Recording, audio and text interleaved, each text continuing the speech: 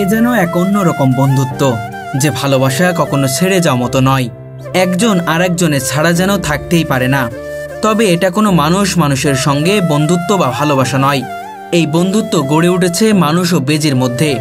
শুনতে অবিশ্বাস্য মনে হচ্ছে, তাই না? মানুষের সঙ্গে বেজির এই বন্ধুত্ব ভালোবাসা এক রকমের বিরল নজির স্থাপন করেছে। পরম ভালোবাসায় বন্ধু বেজির নাম দিয়েছে লালু। লালু বলে ডাকলেই ছুটে চলে আসে বন্ধু আব্দুল সাত্তারের কাছে। লালু নামে ডাক দিলেই সে চলে আসে। এই বাজার দিয়ে ছেড়ে দেওয়া থাকে, অনেক সময় দৌড়ে বেড়ায় বিভিন্ন ঘর দিয়ে, যে আমি লালু নামে ডাক দিই সেই দৌড়ে আমার দোকানে চলে আসে। এইভাবে তার সাথে আমার বন্ধুত্বের সম্পর্ক তৈরি হয়ে বিগত 2 বছরের বেশি পার হয়ে যাচ্ছে। এইভাবে আছে আমার কাছে সে। প্রথম দেখাই মনে হতে পারে এটি কোনো সিনেমার শুটিং, তবে সত্যি এমন নয়। মমতায় ভরা বেজিটি আদর পেয়ে খুশি হয় এবং আব্দুল সাত্তারে দেওয়া খাবার খায়। একে খাওয়া হলো মাছ, মাংস, কলা আর মাঝে মাঝে দুধ খাওয়াই। প্রতিদিন আমার এর পিছনে প্রায় 80 থেকে 100 টাকা পর্যন্ত খরচা হয়ে যায়।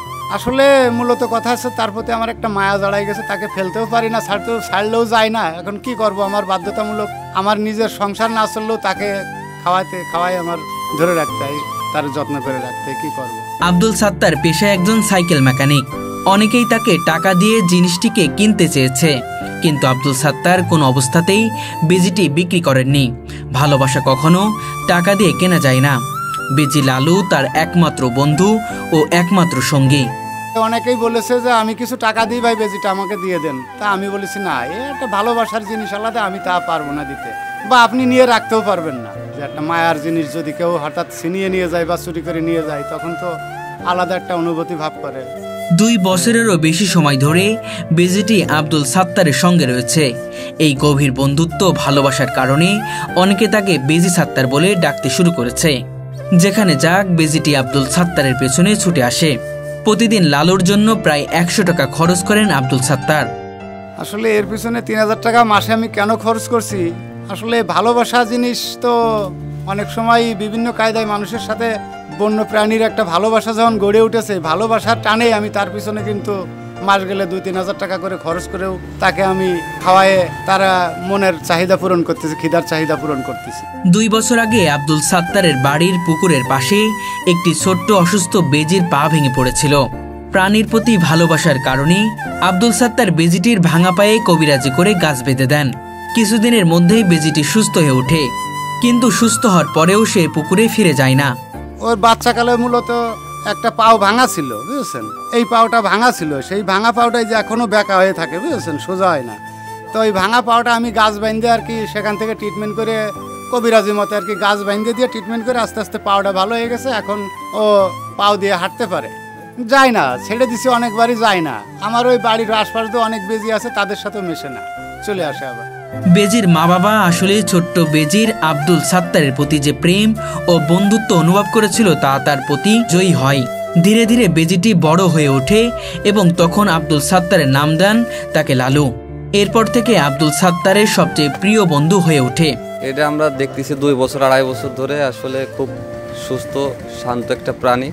সত্তার কাকা তারে নিজের সন্তানের মতোই দেখে, মানুষ করে, গোসল করায়, মাছ খাওয়ায়, দুধ খাওয়ায়, ইত্যাদি খাবার খাওয়ায় তাকে।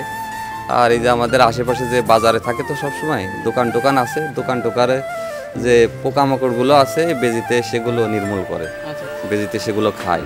শুরুতে গ্রামের মানুষ এবং পরিবারের কেউ কেউ বেজি লালুকে মানতে পারছিল না, কিন্তু আব্দুল সাত্তার তার বন্ধুকে কখনো ছাড়েননি।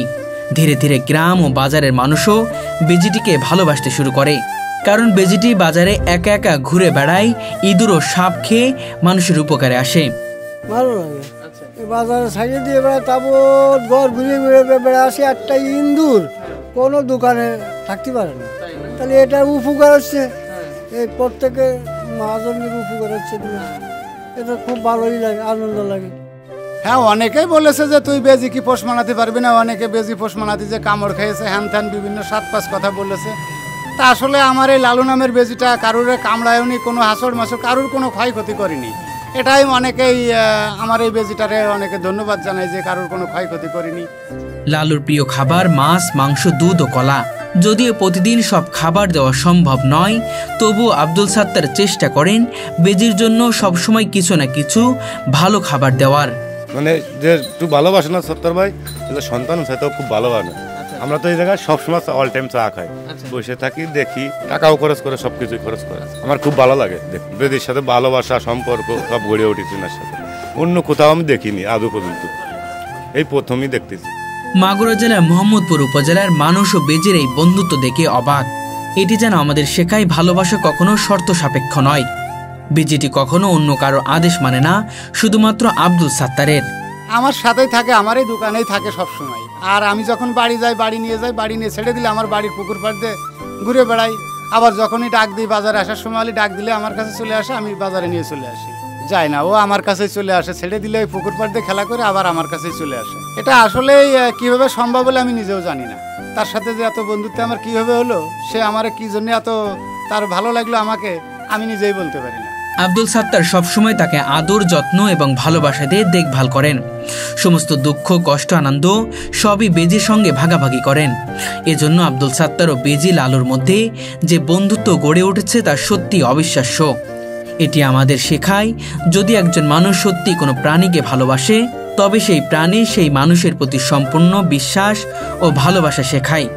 এই বন্ধুত্ব আমাদের শেখায় যে ভালোবাসা সীমাবদ্ধ নয়, মানুষ থেকে প্রাণী পর্যন্ত ভালোবাসা বিস্তৃত হতে পারে এবং সম্পর্কের শক্তি সত্যি চূড়ান্ত হতে পারে। মূলত এই বেজিটা আমি আসলে আমার বাড়ির পুকুর পাড়ে অসুস্থ অবস্থায় পড়ে পাই, সেখান থেকে তুলে এনে আমি ওকে আস্তে আস্তে লালন পালন করে সুস্থ করি। সুস্থ করার পরে সেখান থেকে একে একে ওরে খাদ্য খাবার খাওয়াতে ওর সাথে আমার একটা বন্ধুত্বের সম্পর্ক তৈরি হয়ে গেল। তারপরে আমি ওরে চিন্তা করলাম যে ওর নাম কি রাখা যায়। হঠাৎ করে মনে হলো যে আমি ওর নাম লালু রাখি। তারপরে লালু নামে ডাকতে ডাকতে এভাবে আস্তে আস্তে আমার ডাকে সাড়া নেওয়া ধরলো। সেই সাথে আমার সাথে ওর পুরো একটা বন্ধুত্ব হয়ে গেল। এই 2 বছর পার হয়ে গেছে। বাড়ির লোকজনে বলেছিল ও পুষে কী হবে, ও কি কোনোদিন পোষ মানবে নাকি, হ্যান ত্যান বিভিন্ন লোকে বিভিন্ন কথা বলেছে, বাড়ির লোকেও অনেক কথা বলেছে। তারপরে এখন সবাই দেখে যে না, তার সাথে আমার একটা গুড বন্ধুত্বের সম্পর্ক হয়ে গেছে। এলাকার মানুষ অনেকে আমাকে এর নাম লালু লেখেছি, অনেক সময় আর কি আমার নামের সাথে ওর নাম জোড়ায় কয় বেজি সাত্তার, বিভিন্ন কথা বলে। ভাই সত্যি কথা যেটা, আমি তবুও তাতে কোনো আমি মাইন্ড করি না। তখন আমার সাইকেলে চলে যায় না, ওই হ্যান্ডেলের পরে বসাই দিলে ওখানে বসে থাকে, আমি সাইকেল চালাই চলে যাই, ওই হ্যান্ডেল ধরে বসে। এই দৃশ্যটা দেখে মানুষ কি বলে? এই দৃশ্যটা দেখে অনেকে হাসে যে বেজি দেখো কি কাজের হ্যান্ডেলের পরে বসে আছে, এরকম অনেকে অনেক। যদি কেউ নিয়ে যেতে চায় সরকারি পক্ষ থেকে তা দিয়ে দেবো, সমস্যা কি? যদি তারা রাখতে পারে তো রাখবে, নিয়ে যাক থাকলে থাকবে, সমস্যা কি? আমার একটু কষ্ট লাগবে, মায়াল জড়াই গেছে যেহেতু, সেই জন্য আমার একটু হয়তো মনের দিকতে কষ্ট লাগবে, তাছাড়া আর কি। ছোট পাখিও যদি 2 দিন তারে খাওয়ান তো তবু তার প্রতি একটা মায়া জড়াই যায় আলাদা, সেই থেকে ভালোবাসা জন্ম। না নষ্ট করে না, এমনি দোকানে ছেড়ে দিলে দোকানের আশপাশে দোকানের ভিতর দিয়ে খুশাখুশি করে, এটাই আর কি একটু খারাপ লাগে, তাছাড়া অন্য কোনো কিছু নষ্ট করে না। না বাড়িতেও যখন ছেড়ে দিই তখন খেলা করে বেড়ায়, আবার যখন রাত্রে বেলায় আমি আটকায় রাখি তারে, যে বাইশে কুকুর শিয়ালের কথা তো বলা যায় না, যার জন্য একটু আটকায় রাখতে হয় রাত্রে বেলায়।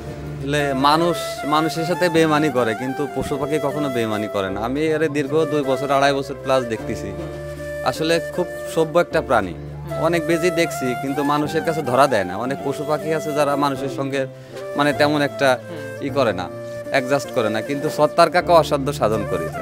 আমার মনে হয় বাজারে অন্তত 1-2টা বেজি প্রত্যেক মানুষের পোষা উচিত। তাতে করে মনে করেন যে যারা ঘর মালিক আছে, ধান রাখে, পাট রাখে, এগুলো যারা ইন্দুর আছে, অন্যান্য যেসব ক্ষতিকর প্রাণী যা আছে, এগুলোকে কিন্তু এই বেজিতে নির্মূল করতে পারে, এগুলো মেরে খেয়ে ফেলে। এটা আমাদের কাছে আসলে অত্যন্ত ভালো লাগে। এটা আসলে একটা অসাধ্য সাধন করেছে সত্তার মিয়া। আমরা সত্তারে আমাদের পক্ষ থেকে সাধুবাদ জানাই। অতিরিক্ত কষ্ট করে মানুষ করেছে, ঠিক আছে, ছেড়ে দিল জেনেই ছেড়ে দিক। ও মোটামুটি সাপ ব্যাং তারপরে এগুলো ধরে নিয়ে খাইতে আবার জায়গা মতন চলে আসে। তা সবাই বাজারে সবাই ওরা ভালো কয় যে খুব ভালো, ঠিক আছে।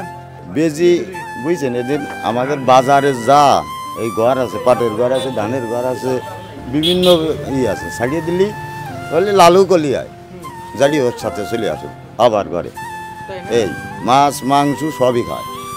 এই কয়েকটা দিন আগে একটা ওই পাটের ঘরেতে, নিখিলির পাটের ঘরের থেকে যে এক জন্তু বেরোয়ছিল, তা আমরা বললাম যে সাপের সঙ্গে বেজিরি নাকি বলে ভালো একটা সম্পর্ক, বহু পূর্বের থেকে আমরা বাস্তব জিনিসটা দেখতে পেরেছি যে এত সুন্দর দেখতে পারিছি, ও সময় যদি আমাদের ভিডিও থাকতো আমরা ভিডিও ফুটেজ করে রাখতাম, কিন্তু আমাদের ওই মৈত্র ছিল না। তাকে ধরে নিয়ে এইভাবে খেলাধুলা করতেছে, হ্যাঁ সেই সাপের সাথে, ওই যে আমরা ডিসকভারি যেভাবে ঠিক বাস্তবে এই কাজটা এসে করেছে। তো এই হিসাবে আমরা ধন্যবাদ দিই সত্তর ভাইকে, যে ভাই তুমি এমন একটা জিনিস পুষিছো যা মানুষ পুষে যা না পাও তুমি তা পেয়েছো।